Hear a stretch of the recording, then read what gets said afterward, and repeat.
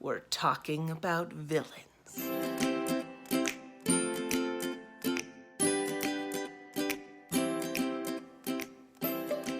I don't really know if I'm the best person to be talking to about this because I really struggle.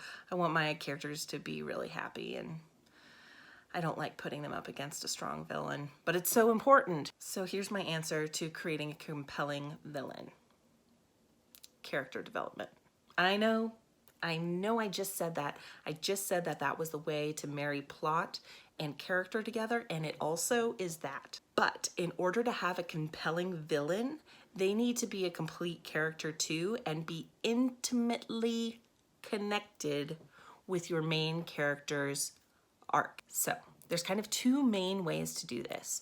One way is that you have your main character and the lesson they need to learn be the same lesson that the villain needs to learn. The other way you could do it is have the hero and the villain on opposite sides of a sliding continuum, and they both probably need to get a little bit more into the middle. I would say that the second option I told you is by far the most common.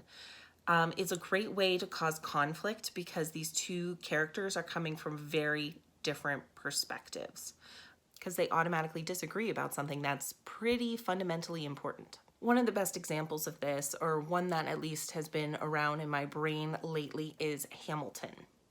So you've got your buddy, Alexander Hamilton, on one end of the scale. He is brash and loud and active.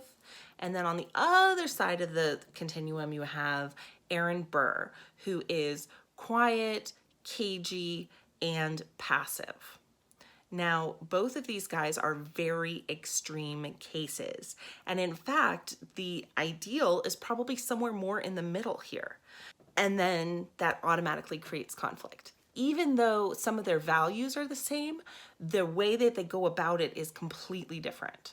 By the way, I'm talking about Hamilton, the Broadway musical written by Lin-Manuel Miranda, in case any of you guys aren't Broadway nerds or somehow have been under a rock for a million years.